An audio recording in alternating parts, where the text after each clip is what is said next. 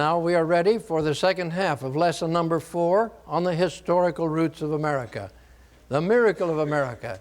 And when we trace through these details, it's very evident why the Founding Fathers learned many of the basic lessons of good political science and economics almost from the very beginning. You see, James I had wanted to head off the Spanish so they wouldn't come up the coast any further. And so he assigned Sir Walter Raleigh here that you see on the screen to try and do that. Now, excuse me, it was Elizabeth actually that assigned him to do that.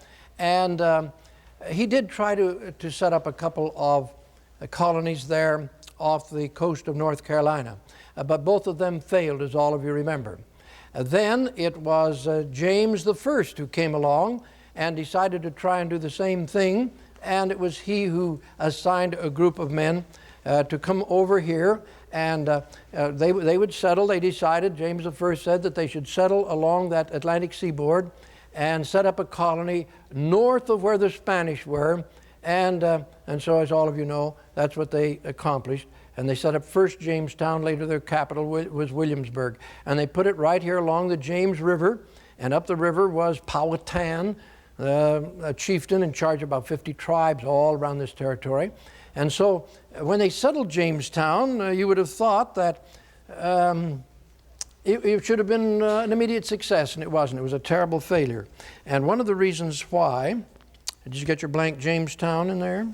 Jamestown. One of the reasons that it failed was because they practiced secular communism. Now, it was businessmen that asked them to do it. They said, now, we won't pay any wages. We'll have everybody eat at the same common table. Nobody will own anything. And after we've all worked hard for a period of time, we'll divvy up. That sound good? Ooh, we'll make so much money that way. And it turned out that some worked hard and some didn't work so hard. And when the ones that worked hard saw what was happening to the others, they stopped working hard. And the next thing you know, they were all starving. They went through a very serious starvation period. And out of 9,000 people who came to this area to settle it, only about 1,000 survived. And there were graveyards and cemeteries in the whole region round about there as a result of starvation. And you remember that it was John Smith who would march them out into the field at the point of a gun. He had them under martial law. That's the only way they could survive. And then he'd say, now work, will you, while I go beg from the Indians. And of course, he got caught one time, and Powhatan was going to beat him to death with clubs, and little Pocahontas, she threw herself across him, according to the story, and pleaded for his life, and Powhatan spared her. Well, then Pocahontas became kind of a mascot down at Jamestown. Boy, was she popular. But she was a little Indian girl, I think 11 years old the first time they saw her. And she's in the nude, she's doing cartwheels down the middle of the street. And somebody said, somebody has got to convert her and get some clothes on her. And they did, and as she grew older, she became a very beautiful girl. And as you know, she married one of the colonists, and he took her over to England. And it was kind of interesting how that all turned out, because she was introduced to everybody as Princess Pocahontas. And everything went very well until she was introduced to King James. And King James turned to her husband and said, "Sir, how dare you, a commoner, marry into royalty?" That interesting? Well, Pocahontas died in England, but her little boy, her little son Thomas, was brought back to America, and he grew up, I think, had 12 children.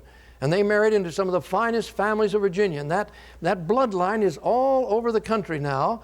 And the descendants of Pocahontas are very proud of their lineage from that beautiful Indian princess, including my wife. All right, now in 1620, after these people had found down there at this colony in Jamestown that it just absolutely didn't work under communism, and they had to go to free enterprise, and the businessmen had abandoned communism in favor of free enterprise, they then had a company settle up in Plymouth, Massachusetts, and once again they said practice communism, and here's why. That's Plymouth. Your next one, Plymouth. See? And they said, here's why. You'll be able to make it work up in Plymouth because you are Christians, and you'll have a Christian brotherhood, and you'll be able to make it work. Well, it worked for Christians. Now look what happened. Here is Governor Bradford talking about it. He said it was so terrible, and they starved so much, and it was so unnatural that at length, after much debate, the governor gave way that they should set corn every man for his own purpose, and in every guard trust to themselves. and so assigned to every family a parcel of land according to the proportions of their number. Now, actually, what he's doing here, he's saying, folks, you're making a dictator out of me.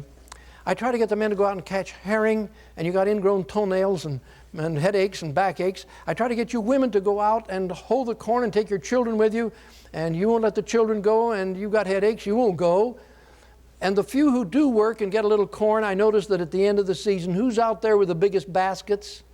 Some of you who did the very least, and you get mad at me when I don't give you as much as you want. You're making a dictator out of me. I don't like it. I don't want any more to do with it. So out there's the land that we have cultivated. That is, we've cut down the trees. It's open for cultivation. And here's the seed corn, according to the size of your family. And brother, you get out there on that land now, and from here on, it's root, hog, or die. Root, hog, or die. Doesn't that seem cool? Doesn't that seem kind of ruthless? The very next year, here's what he said happened. It's amazing what human beings do if you turn them loose. Oh, he said this had very good success, for it made all hands very industrious, so that much more corn was planted than otherwise would have been.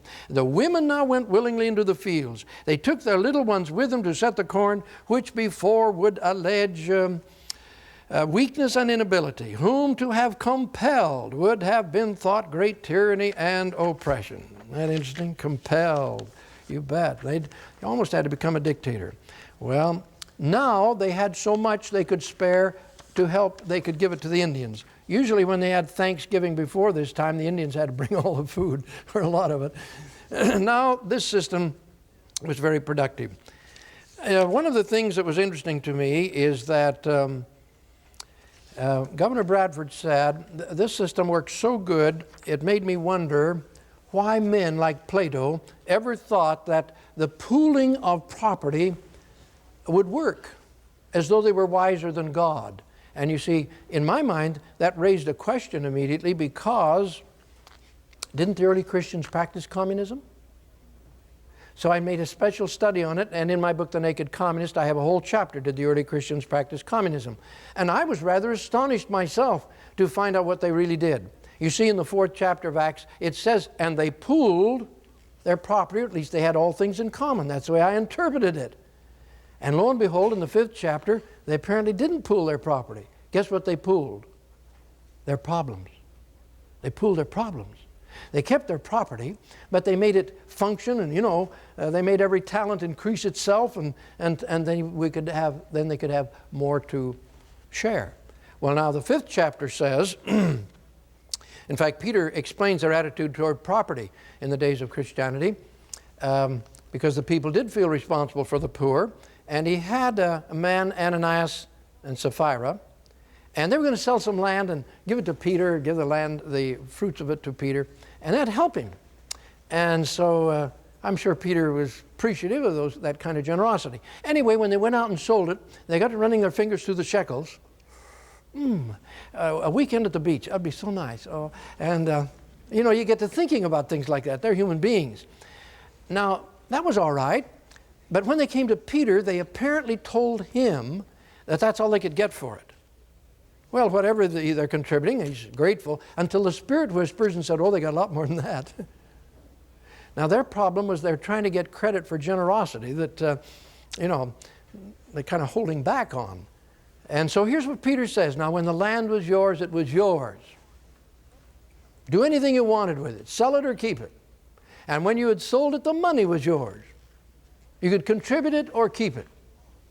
But when you give us part and claim that that's all, you're not lying to me, Ananias. You're lying to God.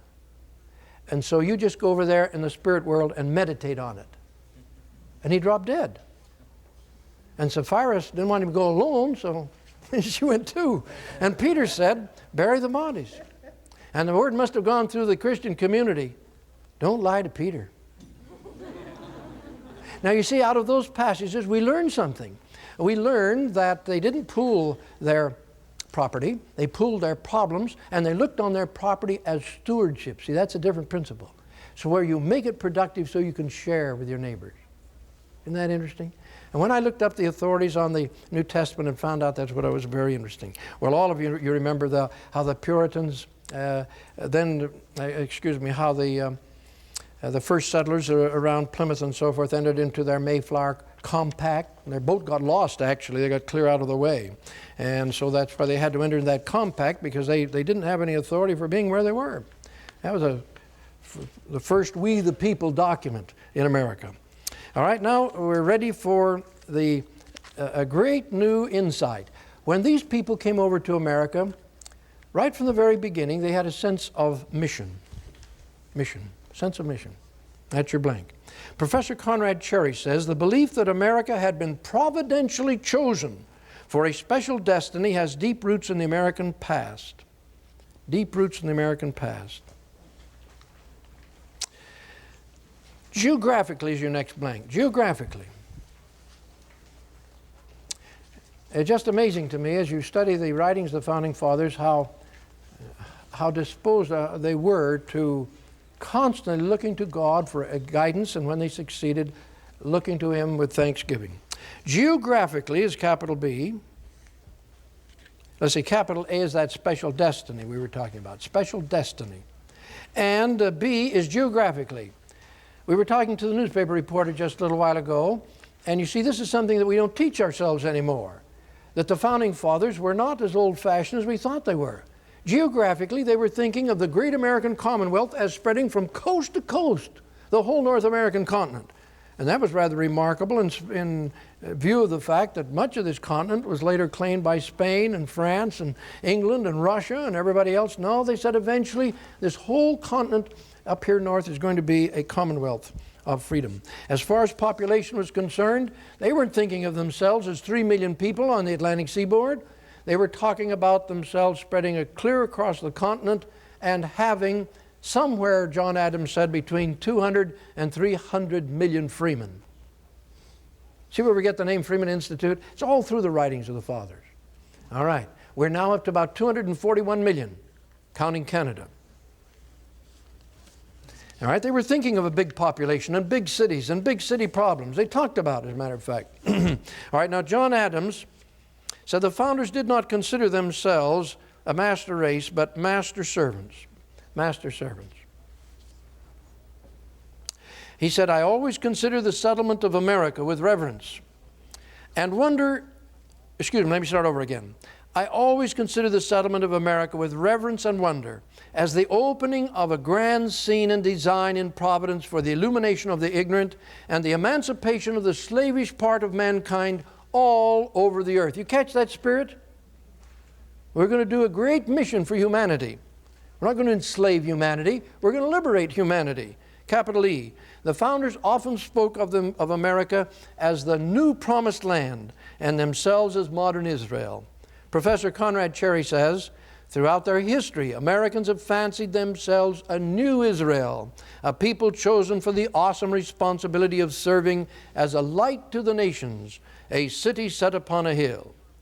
And now many leaders in Europe also spoke of America as the land of promise. I thought that was the most exciting part of it all. And nobody was more enthusiastic about the possibilities of America than Bishop George Berkeley. Berkeley over in America, but Berkeley over in England. He wrote a whole poem dedicated to America and described in that poem what would happen. And the last verse is the most significant of all, and I want to go through it very slowly here. Westward the course of empire takes its way. The 4 first acts already past, a 5th shall close the drama with the day. Time's noblest offspring is the last. There probably isn't 1 in 10,000 Americans today that knows what George Berkeley's talking about, but the founders did. They emphasized this all the time. They were referring to prophecy. And now George Berkeley said that from Daniel up to Revelations, it talks about 4 terrible, brutal nations that would spread blood and terror across the earth. And he said, they have all come and gone. They have come and gone. We can identify them. Daniel started out by identifying the first one as Babylon. Then came Persia. Then came Greece. Then came Rome. And it was compared in the days of Daniel with a great image, head of gold, and that's Babylon. Chest of silver, and that's Persia. a belly of brass, and that's Greece, hips of iron, and that's Rome, dividing into East and West Rome, and ultimately degenerating into toes of iron and miry clay. Remember that? Now, for 150 years, Europeans had been studying the Bible in their own language. And so they understood this. And so the first 4 acts, George Barclay said, are already past. And now a 5th. What's the 5th?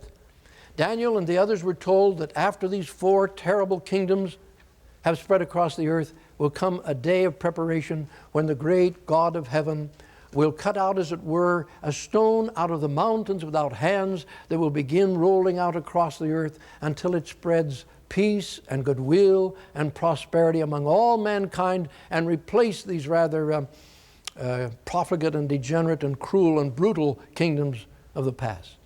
And George Barclay said the 4 kingdoms, the 4 first acts are past, and now a 5th arising. It's got to be America, the continent of mountains, out of which God will roll forth a great work.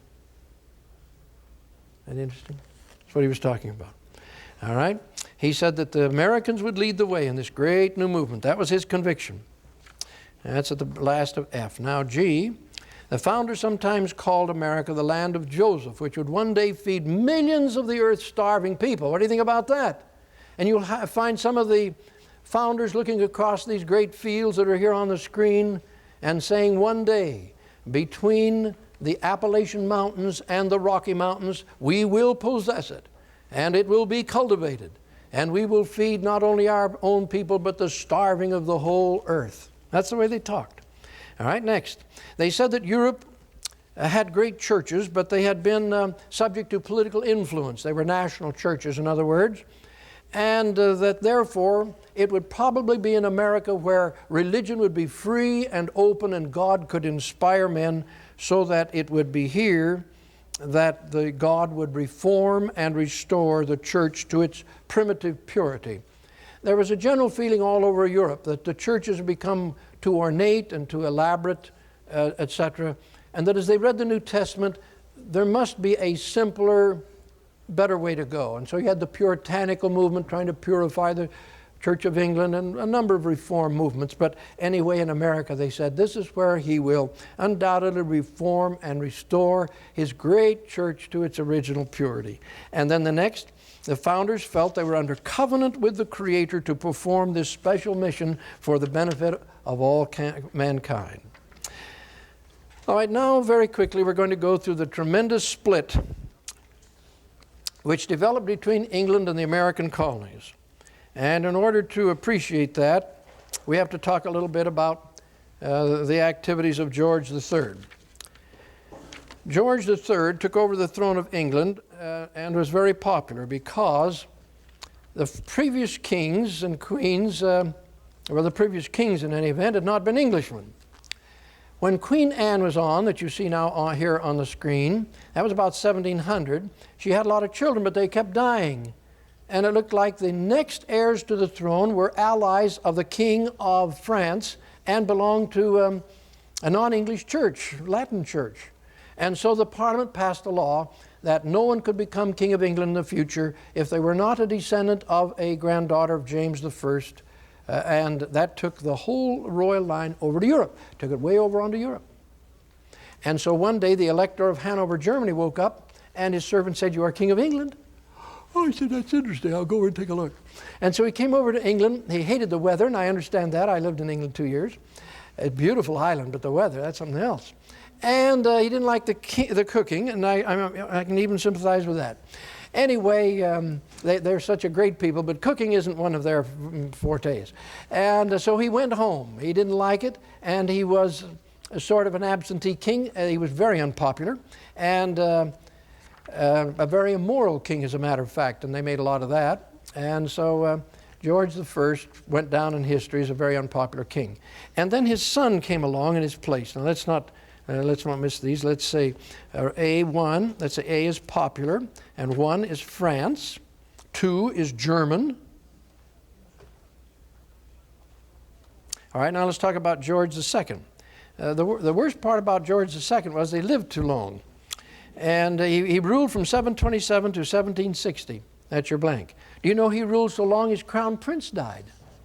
That's a long time. So when he did die, finally in 1760, his grandson had to take over, and that's George III. He was born in England, and for the first time he got a king who speaks good English. He'd been educated in England, and he was a relatively moral man, apparently. He was a family man, had 15 children, and went insane.